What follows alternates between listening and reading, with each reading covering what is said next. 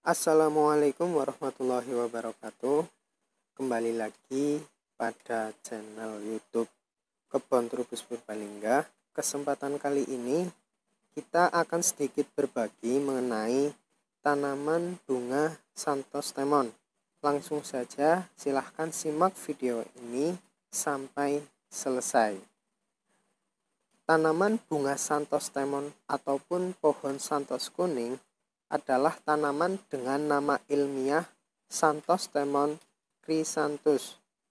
Mempunyai nama populer Santos Temon, Santos kuning, Golden Penda ataupun penda emas.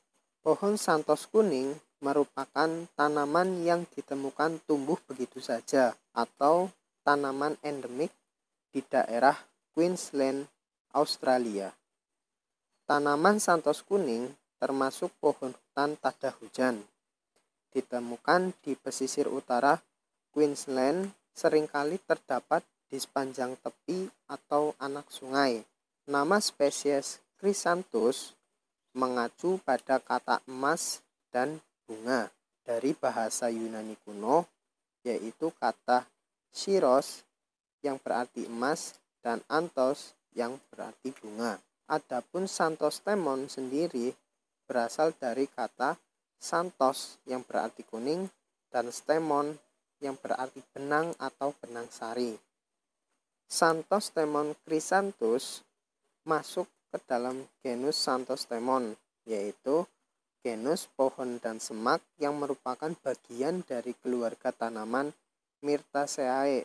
Santos Temon berisi sekitar 45 spesies dan ditemukan di seluruh Australia Utara, Kaledonia Baru, Nugini, Indonesia, serta Filipina. 13 spesies ditemukan di Australia dengan Santos Temon chrysanthus yang paling terkenal. Pohon Santos Temon atau Santos kuning masuk ke dalam keluarga Myrtaceae, yaitu suku jambu-jambuan.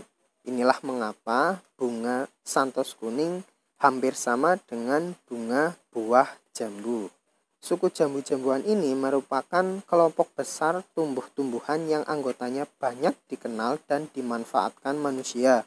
Di dalamnya termasuk sejumlah tanaman buah-buahan, tanaman hias, tanaman obat, serta tanaman industri.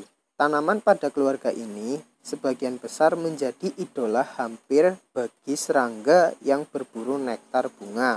Contohnya pada tanaman Santos kuning, yaitu karena warna bunganya yang kuning memberikan respon positif untuk mengundang penggemarnya mendekat dan menikmati nektar pada bunga Santos kuning.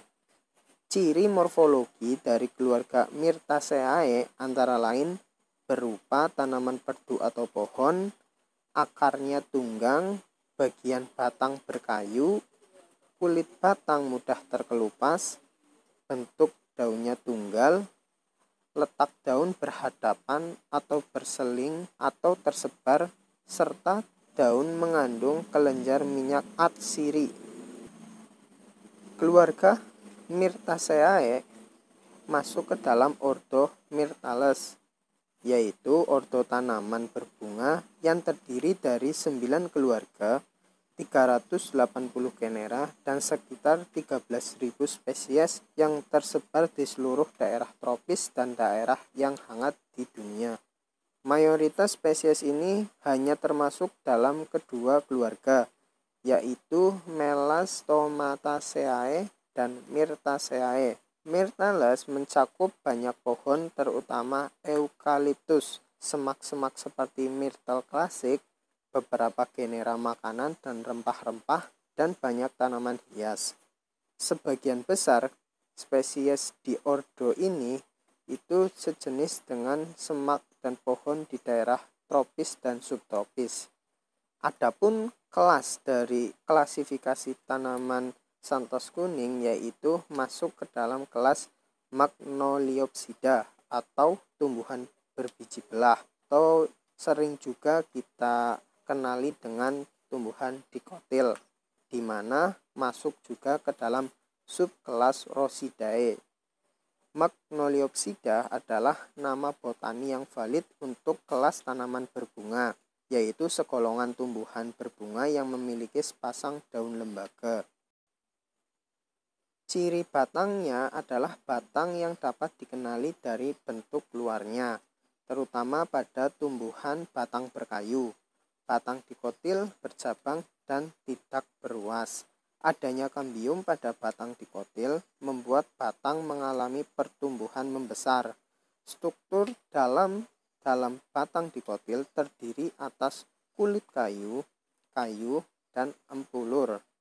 Subkelas Rosidae terdiri atas 18 ordo, 114 keluarga, dan anggotanya sekitar 58.000 spesies. Subkelas ini termasuk subkelas terbesar dari Angiosperma dalam hal jumlah keluarga dan jumlah spesies.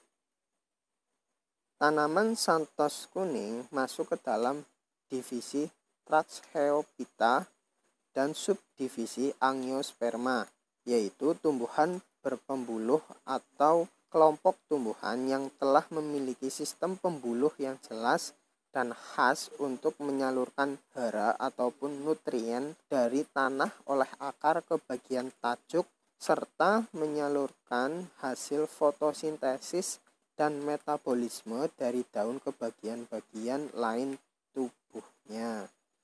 Sedangkan subdivisi Angiosperma atau Anthrophyta atau Magnoliophyta adalah kelompok terbesar tumbuhan yang hidup di daratan. Namanya diambil dari cirinya yang paling khas, yaitu menghasilkan organ reproduksi dalam bentuk bunga. Angiosperma dapat dibagi menjadi dua kelas, yaitu Liliopsida dan Magnoliopsida, atau yang biasa kita sebut dengan monokotil dan dikotil. Adapun ciri-ciri Angiosperma, salah satunya bakal biji selalu dibungkus bakal buah, memiliki bunga, terdiri dari tumbuhan berkayu dan batang basah, memiliki akar tunggang atau serabut, batang ada yang bercabang dan ada yang tidak bercabang, umumnya berdaun tunggal, majemuk, atau lebar dengan komposisi yang beragam. Selanjutnya masuk ke karakteristik tanaman santos kuning. Santos kuning adalah tanaman kebun yang populer dengan bunga kuning yang mencolok. Tanaman pelindung berbunga kuning ini karena keindahan bunganya, tanaman santos kuning sering dijadikan sebagai tanaman hias untuk digunakan di kebun dan tanaman landscape serta cocok ditanam sebagai hiasan di halaman rumah ataupun tanaman tepi jalan. Perbanyakan dari tanaman santos kuning bisa dilakukan dengan cara stek, cangkok, ataupun biji. Namun, apabila melalui perkecambahan, ada kemungkinan untuk berkecambah lambat. Adapun perlakuan khusus yang bisa dilakukan agar memaksimalkan tanaman santos temon ialah dilakukan pemangkasan dan pemupukan secara rutin. Tanaman santos kuning adalah pohon hutan hujan berukuran sedang yang dapat mencapai sampai 15 meter lebih di lingkungan alaminya, tetapi biasanya lebih kecil ukurannya sekitar 10-12 meter apabila dibudidayakan. Ciri batang dari tanaman santos temon yaitu batang berkayu. Tumbuhan bisa berukuran besar, percabangan jauh dari tanah, tekstur kulit kayu dewasa bersisik halus dengan warna kulit coklat. Tulang dari daun santos temon kuning itu menyirip dengan ujung daun meruncing.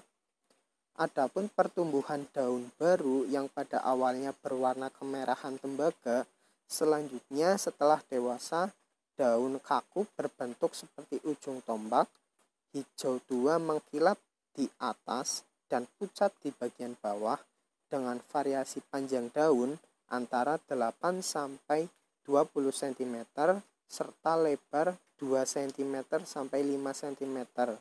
Daun santos temon tersusun spiral. Selanjutnya masuk ke bunga tanaman santos kuning. Bunga santos kuning muncul berkelompok di dekat ujung cabang dan pada ketiak daun. Tangkai bunga santos kuning pendek. Bunga berwarna kuning cerah dengan mahkota menyebar dengan 5 kelopak. Benang sari berwarna kuning melingkar di tengah dengan kisaran panjang 3-4 cm. Kepala bunga atau tandan berukuran hingga 15 cm. Mekarnya juga menarik lebah pencari nektar dan serbuk sari serta serangga lainnya. Buahnya berbentuk kapsul, berbuah dari hijau menjadi coklat saat matang. Bunga bisa muncul kapan saja sepanjang tahun, atau bisa juga dikenal sebagai berbunga tanpa musim. Tanaman santos kuning cukup kuat dan tahan di tanah kering. Untuk kondisi panas lebih suka di iklim hangat atau posisi cerah sinar. Untuk pencahayaan matahari, tanaman santos kuning akan tumbuh maksimal apabila mendapatkan sinar matahari penuh.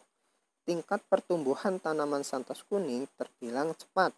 Tanaman santos kuning juga memiliki respon yang baik dengan pemangkasan dan dapat dengan mudah dibentuk menjadi semak, pagar, atau layar penahan angin dengan pemangkasan rutin dan hampir tidak memerlukan penyiraman manual setelah tumbuh kuat, namun akan berkembang dalam tanah berdrainase baik. Untuk pemanfaatan tanaman santos kuning, pemanfaatan tanaman santos kuning bisa digunakan sebagai tanaman hias dan tanaman peneduh, tanaman satwa penyedia nektar yang mana bisa menarik lebah, kupu-kupu maupun burung. Di antara bunga-bunga santos kuning sering terlihat lebah yang mengumpulkan nektar ataupun serbuk sari dari bunga santos kuning. Hal ini bisa menjadi pilihan tanaman bagi para peternak lebah agar produksi dari lebah bisa maksimal. Bunga santos lemon yang tidak mengenal musim sangat cocok ditanam untuk penguat vegetasi lebah, karena di sisi lain bisa dimanfaatkan nektar dan polennya bagi para lebah. Bunganya yang sangat banyak dan rimbun juga akan memperkuat koloni yang ada di sekitarnya, karena asupan para lebah tercukupi oleh bunga tersebut. Oke, mungkin sekian dulu dari kami. Silahkan saling berbagi ataupun sharing apabila ada kritik, saran, dan komentarnya. Silahkan dicantumkan pada kolom komentar. Apabila video ini bermanfaat, silahkan bagikan video ini agar kemanfaatannya bisa didapatkan oleh lebih banyak orang lagi. Kurang lebihnya mohon maaf. Wassalamualaikum warahmatullahi wabarakatuh.